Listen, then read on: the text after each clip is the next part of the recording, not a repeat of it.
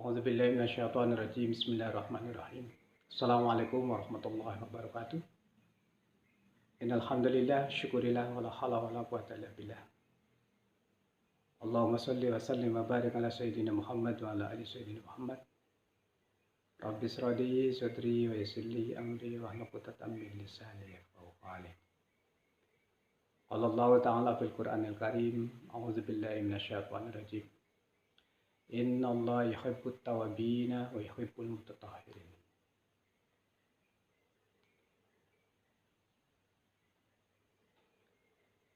Para pendengar dimanapun berada, semoga kita dan keluarga kita, sahabat-sahabat kita, orang-orang yang kita cintai, nantiasa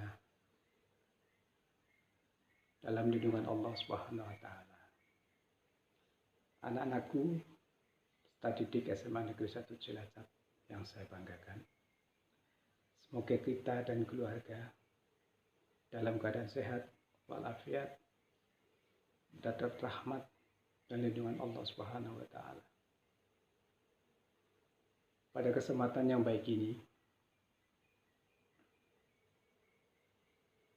kita akan mempelajari kembali tentang masalah bersuci.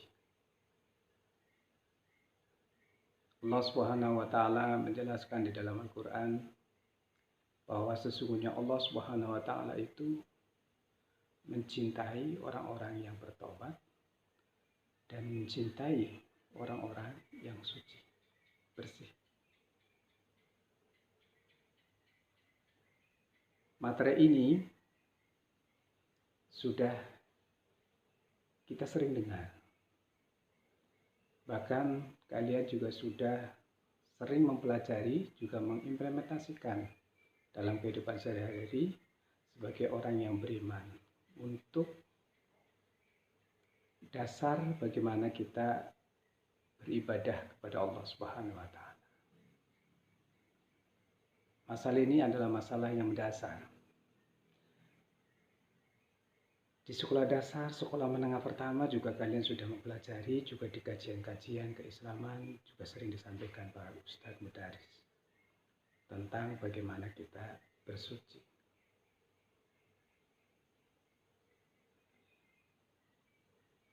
Di dalam materi ini, saya akan mengambil bagaimana hikmah kita dalam kehidupan setelah kita bersuci.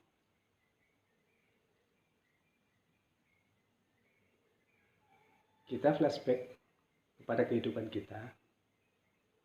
Kita sering melihat atau membaca, juga berenungi tentang apa itu kebersihan. Bersih itu belum tentu suci, tapi suci insya Allah di dalamnya sudah ada kebersihan. Yang kedua, ada keindahan. Jadi kalau bersih itu terlihat oleh nampak mata itu indah. Kemudian juga ada kenyamanan. Ada kebersihan, ada keindahan, ada kenyamanan. Juga di sana juga ada keamanan. Jadi kalau hati kita bersih, lingkungan kita bersih, tentunya dipandang dari kehidupan orang-orang yang memandang juga indah, nyaman. Dan tentunya kalau hati kita bersih, lingkungan kita bersih, insya Allah di sana ada unsur keamanan yang selalu menyertai. Dan lainnya. Ada kerapian, keelokan, dan lain-lain. Maka, apa yang harus kita perbuat dalam bersuci ini? secara fondasi, kebersihan itu wajib kita lakukan. Dan secara fikih, hukumnya menjadi keharusan. Nah, objek kajian yang ada di sana adalah kalau kita bicara tentang toharoh, maka yang pertama kita harus suci dari hadas. Di sana ada hadas kecil dan hadas besar. Ada hadas kecil yang mengharuskan kita untuk bersuci. Seperti hal-hal yang menghalangi tentang sahnya wudu atau yang membatalkan wudu. Ini harus kita sucikan. Itu tergolong terhadap hadas kecil. Kemudian ada hadas besar yang menjadikan kita itu wajib untuk mandi jinabat, mandi besar. Kenapa hadas kecil dan hadas besar ini kita lakukan? Karena ini salah satu syarat untuk diterimanya ibadah kita. Ketika syarat dan rukun tidak terlengkapi dan tidak kita laksanakan dalam beribadah kepada Allah Subhanahu wa taala, menjadikan ibadah kita itu tertolak. Sehingga dengan tertolaknya ibadah kita, otomatis ibadah kita tidak sah. Oleh karena itu kita wajib menjaga hadas kecil dan hadas besar. Kemudian objek kajian lagi pada toharoh adalah kita bagaimana mengantisipasi agar tubuh kita, pakaian kita, tempat kita dalam beribadah itu tidak terkena najis. Dan ini wajib kita sucikan. Di sana ada kajian yang harus kita pelajari, yaitu bagaimana kita apabila terkena najis.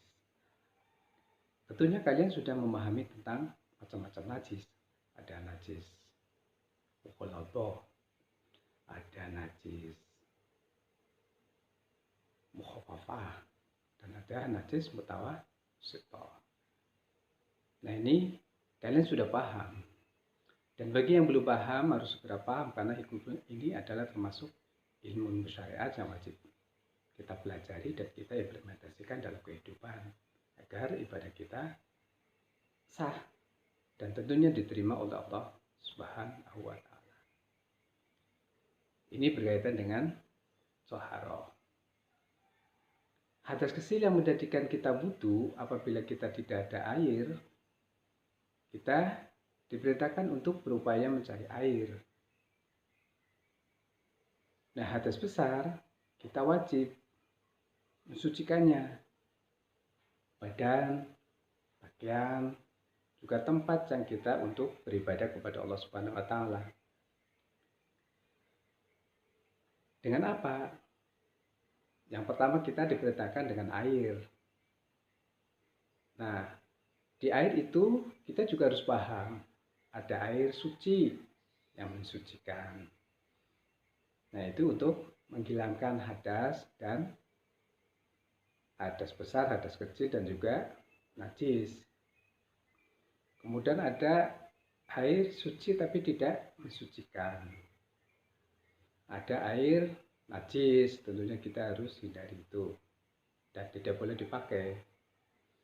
Kemudian ada air makruh, seperti air yang disinarkan matahari, itu bisa menjadikan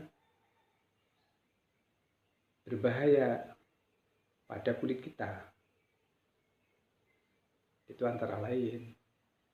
dan juga mudarat-mudarat yang lain. Tentu kita harus kita hindari.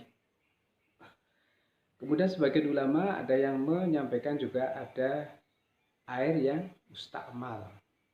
Ini juga dianjurkan dihindari untuk tidak dipakai untuk bersuci, misalnya untuk berwudu atau mandi besar. Air yang dipakai tapi terpakai lagi. Tadi umumnya sudah dipakai oleh tubuh kita, mandi nyiprat ke air itu dan bercampur, apalagi belum sampai 2 kula. Nah, kita hindari kalau untuk menghindarkan atau menghilangkan hadas dan najis. Jadi kita harus pilih-pilih terhadap air, karena air itu untuk menghilangkan najis dan juga hadas. Nah, bagaimana kalau tidak ada air suci yang mensucikan? Kita ada solusi lain, yaitu mencari terlebih dahulu. Sedapat mungkin air itu kita dapat. Nah, seandainya kita tidak dapat air atau dapat air sedikit hanya untuk kehidupan, kita dianjurkan untuk bertayamum. Nah, kalau sama sekali ini loh, kita boleh untuk hadas kecil ini ya, bisa untuk pakai istinja. Tentunya dengan syarat dan cara-cara tertentu yang sudah diatur dalam fikih. Oleh karena itu, pemahaman terhadap ilmu syariat, kalian itu fikih, kita wajib tahu sebagai seorang muslim agar ibadah kita sah. Dan tentunya dengan sahnya ibadah kita terpenuhinya syarat dan rukun yang insya Allah ibadah kita diterima oleh Allah Subhanahu wa Ta'ala. Nah, ketika kita sudah tahu dasar-dasar tentang thaharah, kita harus memanage. Yang pertama, kita tadi diingatkan oleh Allah Subhanahu wa Ta'ala, Allah mencintai orang-orang yang bertaubat. Maka ketika kita sudah introspeksi diri, kita sudah merenung, maka kita harus berusaha mensucikan batin kita juga. Jasad kita juga harus disucikan, jiwa kita juga harus disucikan. Yang pertama kita harus taubat dulu. Nah, cara-cara bertobat kepada Allah Subhanahu wa Ta'ala, ya kita sering beristighfar, memohon ampun, merenungi, menyesali, meninggalkan, dan berusaha mengganti yang lebih baik. Jadi jangan terulang terus perbuatan yang melanggar hukum. Dengan istighfar, insya Allah kita akan terampuni dosa-dosa kita, agar jiwa kita, ruh kita itu suci. Jadi pengertian suci itu kita mensucikan jasmani dan rohani, jangan hanya sebatas jasmani saja. Nah, ketika hati kita, ruh kita, jiwa kita sudah suci, insya Allah mengontrol terhadap perbuatan-perbuatan kita dalam kehidupan sehari-hari. Sehingga umpamanya jasad kita akan berbuat sesuatu yang mungkar atau melanggar dari kesucian itu, hal-hal yang dilarang, tidak suci, tidak bersih, hati kita mengontrol secara otomatis dengan melalui akal kita, melalui otak kita dan pikiran kita, kemudian disalurkan dengan panca indera. Jadi kombinasinya hati kita, pikiran kita, akal kita, otak kita akan mengontrol sekaligus terhadap perbuatan-perbuatan di tubuh kita. Jasmani kita, panca indera akan terkontrol. Maka kedua-duanya harus disucikan. Suci lahir dan suci batin. Bukankah Allah Subhanahu wa Ta'ala telah berfirman, sungguh beruntunglah orang-orang yang mensucikan jiwanya. Ketika jiwa kita sudah suci, insya Allah perbuatan-perbuatan yang dilakukan oleh panca indera akan terkontrol. Mana yang harus dikerjakan, mana yang harus ditinggalkan. Maka pertama, kita harus olah jiwa kita agar suci. Nah, untuk menuju ke suci sana, maka kita harus sering-sering bertobat kepada Allah Subhanahu wa Ta'ala. Yang kedua harus hisab diri, mengontrol diri, mengontrol kehidupan, mengontrol apa yang kita kerjakan, apa yang kita baru berbuat. Kontrol diri. Memanage hati, memanage otak kita, memanage pikiran kita, dan memanage perbuatan-perbuatan kita yang kita lakukan dalam kehidupan sehari-hari. Setelah kita bisa memanage, langkah selanjutnya adalah kita harus olah pikir. Kita diberi oleh Allah pikiran, otak, akal itu harus digunakan secara maksimal agar kita bisa menjalankan ibadah itu sesuai dengan syariat. Ibadah itu agar sesuai hukum-hukum yang sudah ditentukan. Dan kita berusaha untuk meninggalkan hal-hal yang dilarang. Olah pikir kita. Maka kajian yang di sana kita harus mengerti apa itu wajib, apa itu sunnah, apa itu haram, apa itu makruh, dan apa itu mubah. Karena ini berkaitan erat dengan bagaimana kita bertoharoh, bagaimana kita mensucikan diri dan jiwa kita, mensucikan diri batin kita, mensucikan jasmani kita. Karena ini pondasi dasar yang wajib harus kita kerjakan dalam beribadah. Maka kita harus bisa mengolah pikir kita, memanage hidup kita, memanage rohani kita, memanage jiwa kita, dan memanage seluruh perbuatan-perbuatan kita. Maka ketika kita sudah bisa memanage hati, pikir, bibir, dan perbuatan kita, maka akan timbul keharmonisan. Harmonis dalam mengatur kehidupan, harmonis dalam berhubungan sosial, harmonis dalam mengerjakan antara jasmani dan rohani sebagai implementasi hukum-hukum sebagai seorang yang muslim sejati dalam beribadah kepada Allah.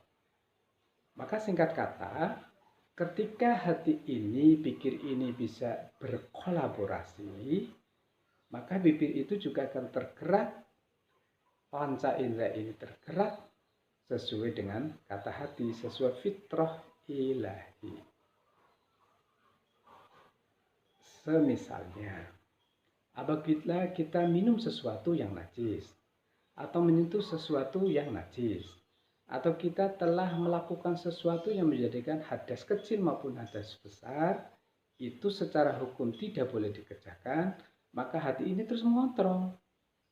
Pikiran kita juga tergerak. Tentunya jasmani kita, indera kita tergerak untuk meninggalkan atau mengerjakan yang diperintahkan, meninggalkan yang dilarang atau mengerjakan yang diperintahkan. Maka pada kajian toharo itu jangan sebatas kita hanya di luar, jangan hanya sebatas melihat jasmani, tapi kita lebih dalam lagi, kesucian batin kita, kefitrohan jiwa kita, sehingga antara batin dan jasmani saling terkontrol. Kemudian dalam bertoharoh, setiap orang yang sudah mengimplementasikan apa yang diperintahkan oleh hukum itu menjadikan orang itu semakin percaya diri. Karena insya Allah batinnya selalu terkontrol. Sehingga tercermin dari kepribadiannya, tercermin dari pakaiannya, tercermin dari perbuatannya, tercermin dari implementasinya dalam kehidupan beribadah sehari-hari. Mata dohir kita, mata dohir orang lain akan melihat seseorang itu, akan melihat, dan kita juga akan terlihat kebersihan, keharmonisan antara jiwa dan hatinya, antara ruh, antara jiwa dengan dohirnya. Akan nampak di sana dalam perilaku sehari-hari. Dan bisa ternilai secara moral. Oh, ini yang menjaga kesucian, ini yang menjaga kebersihan, ini senantiasa bersuci. Nampak. Jadi kita senantiasa harus berupaya semaksimal mungkin agar kita menjadi manusia yang kafah total dalam beribadah sebagai seorang muslim yang sejati.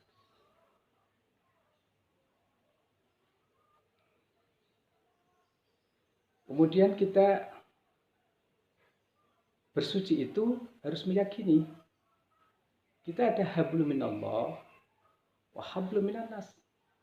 Ada jalinan kepada Allah yang harus kita kerjakan. Dan juga ada jalinan hablum minannas. Kita sebagai makhluk manusia yang tidak terlepas dengan makhluk lain, makhluk sosial, makhluk individu. Hidup ini bukan sendiri, maka kita harus menjaga toharo itu kepada Allah Subhanahu wa taala. Toharo hukumnya wajib dan menjadi fardu bagi kita. Karena Allah itu maha suci, maka seorang hamba itu juga harus selalu suci. Kita sudah diajarkan dalam bersuci. Nah, itu harus kita kerjakan. Jangan kita mendekat berhubungan dengan yang maha suci, sementara kita tidak mensucikan jiwa kita, tidak mensucikan jasmani kita. Maka dengan berupaya dari toharo, jasad kita, dari hadas kecil, hadas besar, dari najis, itu adalah sebagai salah satu syarat. Sebagai salah satu syarat dalam kita beribadah kepada Allah Subhanahu wa taala. Dalam berhubungan kepada Allah, yang pertama harus zikrullah. Kita senantiasa ingat kepada Allah, baik dikala duduk, berdiri maupun berbaring. Karena Allah Maha Suci, maka kita upayakan agar batin kita itu senantiasa suci, senantiasa bersih, agar jiwa kita itu tentrem. Menghadap kepada Tuhan Yang Maha Suci, tentunya kita harus suci. Syarat mutlak yang harus kita kerjakan. Zikrullah. Kelihatannya simple, ingat kepada Allah dimanapun kau berada, duduk, berdiri, berbaring. Tapi syariat mengajarkan kita harus suci. Maka kita harus upayakan suci, lahir maupun batin. Kemudian kita berhubungan dengan Allah. Yang biasa kita nampak dan kita kerjakan adalah dengan sholat. Kita ngerti akronim dari sholat, SHOLAT. Sarana hubungan orang langsung atas Tuhannya. Nah, orang yang berhubungan dengan Allah, dalam hal ini adalah ibadah, yang kita kenal dengan sholat umpamanya. Salah satunya dalam berhubungan dengan Allah itu sholat. Kan ada cara lain banyak, cara berhubungan dengan Allah secara ma'rifat. Sholat. Maka untuk bisa berhubungan dengan Allah itu syarat mutlak yang pertama adalah wudhu. Kita harus memperbaiki wudhu itu. kita harus berupaya wudhu itu semaksimal mungkin yang terbaik. Karena awalnya sholat itu kan harus wudhu dulu, tidak langsung takbiratul ihram. Tidak langsung tiba-tiba sholat. Nah, dengan wudhu sebagai tanda untuk kesucian kita, menjaga diri kita agar suci. Nah, sebelum wudhu kita diajarkan dengan cara bersih, suci, toharoh. Yaitu untuk menghilangkan dulu najis, hadas. Maka kita terus melangkah tahap-tahap selanjutnya, yaitu dengan menghilangkan hadas kecil, hadas besar, menghilangkan najis. Kemudian kita wudhu. Setelah wudhu, persempurnakan wudhu kita. Kita laksanakan sholat dan menghadap Allah Subhanahu wa Ta'ala yang Maha Suci. Ini sebagai salah satu implementasi dalam bertoharoh. Kemudian kita juga ingat, kita sebagai makhluk sosial ada hubungan sosial. Nah, kalau kita bayangkan kita tidak suci, umpamanya kita kena najis, kira-kira teman kita, saudara kita, orang-orang yang di sekitar kita itu makruh enggak, ogah enggak? Nah, kita juga harus pikirkan itu. Kita baru terkena hadas, hadas besar. Orang di sekitar kita itu juga jenuh atau risih mendekat dengan kita. Kita baru buang air kecil umpamanya, belum cebok, belum istinja. Kita dekat temannya. Tentunya temannya tidak mau mendekat kita kalau mereka tahu kalau kita sedang berhadas. Walau itu hadas kecil, apalagi kalau hadas besar, tentunya dia tidak mau, enggan dengan kita. Nah, itu kita harus pikirkan. Karena kita berhubungan dengan orang lain dan kita makhluk sosial. Nah, kita terus bayangkan lagi dengan tempat yang kena najis. Ada tamu. Kira-kira tamu itu langsung? Enggak, tentunya ada pikir-pikir. Di situ ada kotoran ayam umpamanya di salah satu tempat. Tentunya ada keengganan untuk mendekat itu karena khawatir dirinya kena najis. Maka sebagai orang yang kafah, orang yang beriman, itu harus menjaga tubuh kita, pakaian kita, juga tempat kita dari hal-hal najis dan juga hadas. Agar kita senantiasa itu mutatahhirin, orang-orang yang bersih dan suci. Dan padukan antara suci lahir dan suci batin, agar kita senantiasa tentram dalam kehidupan ini. Ini hablum minallah wa hablum minannas. Salah satunya itu. Animanya banyak dalam kehidupan. Kita sebagai makhluk yang sosial, kita harus senantiasa menjaga kebersihan itu. Menjaga suci kita. Baik yang diucapkan, baik yang nampak, maupun yang tidak nampak. Akan tercermin dalam perilaku kita dalam kehidupan sehari-hari. Kemudian kita juga harus mengutamakan hal-hal yang diperintahkan oleh Allah Subhanahu wa Ta'ala, terutama dalam toharoh. Ini dasar. Karena nanti akan nampak orang itu toharohnya bagaimana, sucinya bagaimana, menjaga kesuciannya bagaimana, membahagia kesucian dirinya, kesucian tubuhnya, kesucian rohnya, akhlaknya itu bagaimana. Akan tercermin dalam perilaku pribadi seseorang itu. Maka kita harus mengutamakan diri kita dulu. Sucikan dulu diri. Sucikan dulu jiwa kita, sucikan dulu jasad kita. Maka orang lain itu nanti akan melihat diri kita. Kalau kita sudah mengimplementasikan sesuai dengan hukum, syarat rukun yang ada, maka orang lain akan mencontoh kita. Ini adalah contoh yang terbaik uswatun hasanah. Kita suci dulu. maka insya Allah orang akan melihat kita, akan mencontoh kita secara otomatis, secara langsung. Nah, kita mengutamakan diri kita, keluarga kita, saudara-saudara kita, kemudian orang lain. Sehingga ketika kita sudah berkomitmen, ketika kita sudah berpegang teguh terhadap tohar itu, maka akan mencerminkan dalam ibadah-ibadah yang lain. Dan ini menjadi keharmonisan kita di dalam kehidupan beragama, kehidupan bermasyarakat, dan kehidupan dunia dan akhirat. Kita insya Allah akan termasuk orang-orang yang beruntung. Tidak termasuk orang-orang yang rugi karena mengkotori jiwa kita. Nah, dengan kehadiran kita yang suci, yang toharo, yang senantiasa bersih, menjaga kebersihan jasmani dan rohani, kita terangkat dengan citra diri, bukan pencitraan.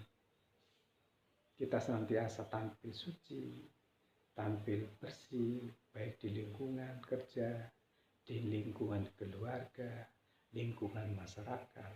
Kita nyaman. Dan orang-orang itu juga nyaman bersama kita, dekat kita, di sekitar kita. Tidak sebaliknya. Kalau kita kotor, jorok, ucapannya juga jorok, perbuatannya jorok, tubuh kita juga jorok, maka insya Allah orang-orang juga sekitar enggan dan menjauh dari kita. Maka wajib bagi kita sebagai orang yang muslim sejati yang kafah, harus jaga itu. Harus berani, bersih. Harus berani suci lahir dan batin. Bukan saja kita terkontrol oleh manusia, tapi kita selalu terjaga, selalu termonitor, dan selalu diawasi oleh Allah Subhanahu wa Ta'ala. Maka ketika kita suci dalam kehidupan, suci dalam beribadah, insya Allah kita akan pulang ke hadirat Allah Subhanahu wa Ta'ala dengan jiwa yang tenang, dengan predikat-predikat yang bagus, dengan doa-doa yang bagus dari teman-teman kita, orang-orang sekitar kita, dan saudara-saudara kita. Perlunya kita menjaga kebersihan di lingkungan kita. Perlunya kita dan wajib bagi kita untuk mengimplementasikan kebersihan itu di dalam beribadah. Maka syarat mutlak dan pondasi dasar yang harus kita jalankan dalam bertoharoh, kita harus menanamkan kebersihan, menanamkan keindahan, menanamkan kenyamanan, menanamkan keharmonisan dan keamanan. Tanamkan suci lahir dan suci batin. Baik dari hadas kecil, hadas besar, kita harus hindari dan kita harus perhatikan dengan seksama. Juga kita harus memperhatikan dan menghindari terhadap najis-najis yang menempel pada tubuh kita, menempel, melekat, ada pada pakaian kita, dan juga tempat-tempat kita, terutama di dalam tempat-tempat beribadah. Sehingga apabila ini diterapkan di dalam kehidupan kita, kita akan nampak bersih, suci lahir dan suci batin. Suci lahir yang nampak-nampak itu secara zahir mata kita harus kita kerjakan dengan sehati-hatinya, sesuai dengan syarat dan rukun ketentuan-ketentuan hukum syariat yang ada, dan suci jiwa, suci batin, suci ruh, kita harus implementasikan sesuai dengan ibadah kita, juga dengan syarat dan rukun ketentuan yang ada. Oleh karena itu, untuk menjaga kebersihan lahir dan kebersihan batin, kita harus tahu tentang apa itu toharo. Maka saya mengajak kepada peserta didik semuanya, mari kita bertoharoh sesuai dengan syarat dan rukun syariat yang ada. Jadilah manusia-manusia muslim yang sejati masuk Islam secara kafah. Maka hikmah dalam kehidupan bertoharok, satu, bisa menjaga jiwa kita, menjaga jasmani kita dari hal-hal najis, dari hal-hal yang hadas, dari hal-hal yang dilarang dalam hukum sebagai implementasi agama yang kita anut dengan sebenar-benarnya. Semoga kita menjadi orang-orang yang bersuci, orang-orang yang bersih. Kita termasuk orang-orang yang disenangi oleh Allah, yaitu orang-orang yang senantiasa bertobat kepada Allah dan orang-orang senantiasa memiliki kebersihan dan suci lahir maupun batin. Alhamdulillah, materi tohar pada kesempatan ini semoga dapat bermanfaat. Dari saya, bila ada kesalahan mohon maaf. Wabillahi taufiq wal hidayah. Assalamualaikum warahmatullahi wabarakatuh. Semani Jaya, Bisa 4S budaya kita. Assalamualaikum warahmatullahi wabarakatuh.